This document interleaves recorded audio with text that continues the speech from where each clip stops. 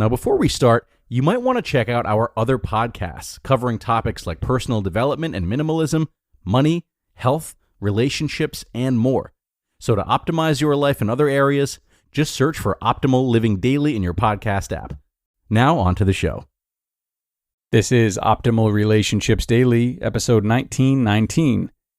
The most important dating advice you'll ever hear. Don't do anything. By Evan Marc Katz of evanmarckatz.com. Hello, everybody, and welcome to ORD, where I, Greg Audino, am with you every single day, reading from articles that are written to help you improve the relationships you have in your life, and then offering my commentary at the end. Today is no exception, as we have yet another Q&A segment from Evan Marc Katz, who we've been reading from for some time now.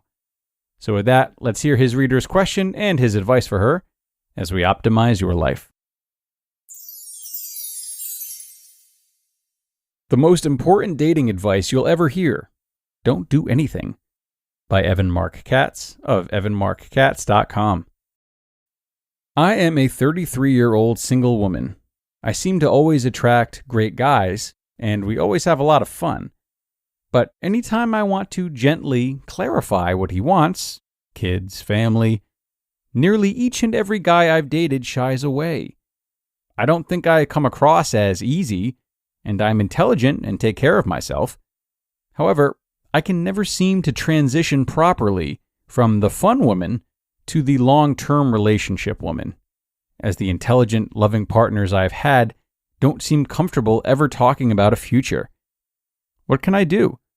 I'm so tired of feeling as though I'm doing this all wrong in my attempts to find a real partner for the past 13 years.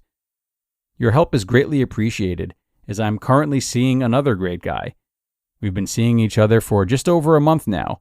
He's flown me to Bermuda to meet his parents, and I've also met his friends, who have apparently given me the okay.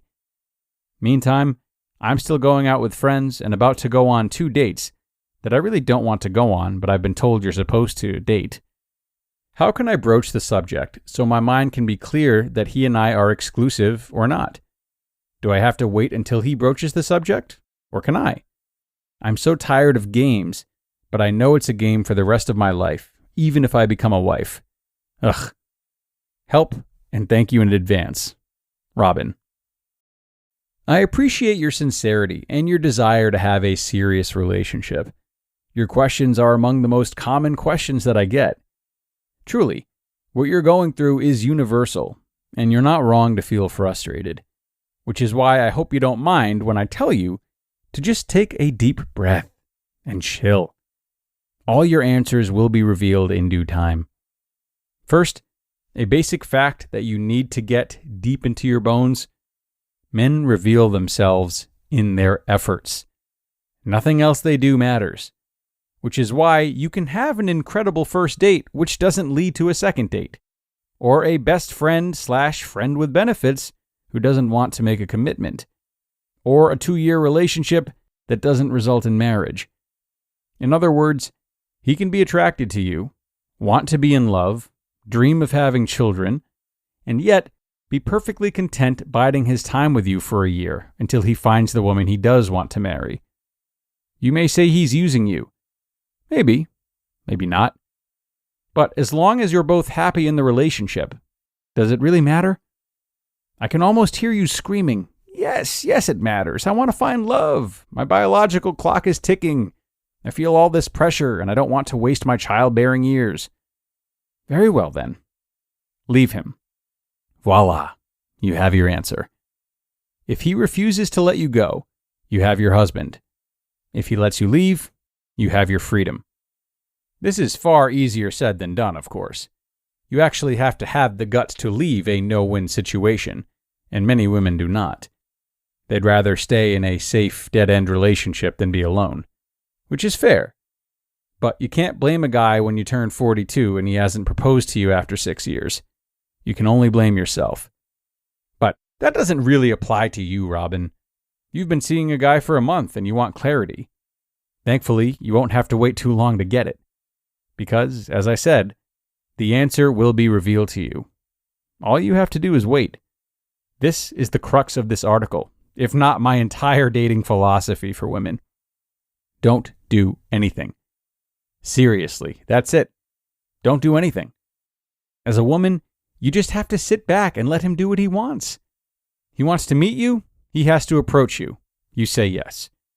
He wants to plan a first date, he has to ask you out in advance.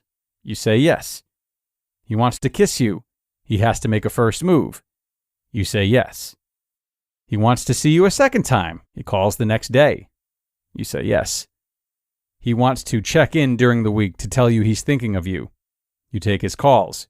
You say yes. He wants to take you on a weekend away and introduce you to his friends.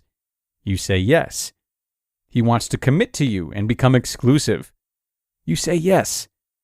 You see what I mean? You don't have to do anything. Just see what he does and say yes.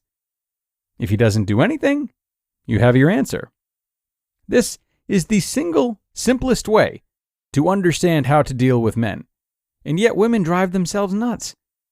You try to learn what games to play, or how to figure a man out, or how to make him commit to you. It's all nonsense. There's nothing to know beyond what we're doing. If we want to call, we'll call. If we want to commit, we'll commit. If we want to marry you, we'll ask you. And if we don't call, don't commit, and don't propose to you, all in a reasonable amount of time, then guess what? We're not going to. We're just going to continue with our happy, low-stakes status quo that you so generously allow. Your only leverage when the time is right, leave. Say that you need to know you're investing in a future, and since it's pretty clear that after 3 months he doesn't want to see you more than once a week, you're going to have to cut him off. The end. Bye-bye. Most women don't take this approach. You speak too soon, or you don't speak at all. Maybe you won't say anything because you know that if you do, the relationship will end. That's exactly how you can desire marriage, but stay in a 5-year relationship without a ring. Silence is golden. It doesn't rock the boat, and yet you never get what you want. Then there are women who want answers now, and you ask so many questions that you scare men and sabotage your own relationships. If my 38-year-old fiancée had done that after a month or 3, we wouldn't be getting married. She was cool enough to allow me to choose her instead of forcing my hand. For that, I am eternally grateful. It's not easy to be the cool chick, Robin. I understand. But your relationship pattern is no accident, and it's really easy to break. If you want to know what to do in the future, just follow this very simple paradigm. 1, let him do what he wants. 2, if you like it, then stay. If you don't like it, go. There's nothing else to think about. You just listened to the post titled, "The Most Important Dating Advice You'll Ever Hear. Don't Do Anything," by Evan Marc Katz of evanmarckatz.com. The god of mischief is back and better than ever. Loki. Wow, great to see you again. Critics agree Loki Season 2 is marvelous. great. And it's finally here. How much do you know? Let's assume I don't know much. A mind-bending adventure. Spectacularly cinematic. I've been waiting for a moment like this. It surpasses all expectations. A little over the top, don't you think? I thought it was spot on. Loki Season 2, now streaming only on Disney+. This episode is brought to you by Pete's. Few things start your day better than a good coffee. That's why Pete's hand roasts their coffee from a specific selection of high-quality beans. And they don't just put those beans into anyone's hands. Pete's trains their roasters for 10,000 hours so they can master the roast that gives you the most. Pete's Coffee. Coffee for coffee people. Find Pete's online or at your local retailer. Okay, and thanks to Evan for that one. Though I do find myself disagreeing a little bit with the certainty that I feel he's bringing to it. It seems to me that he's presenting yet another game for women to play, albeit a very simple one. And I do enjoy its simplicity. You know, many things in life need not be more complicated than saying yes to what you enjoy and sticking around until you lose interest or feel you're not getting what you want from it. But my concern here is the lack of initiative. To be aware of what you want and seek it, as opposed to responding to the stimuli offered to you, is very empowering, both in and outside of dating.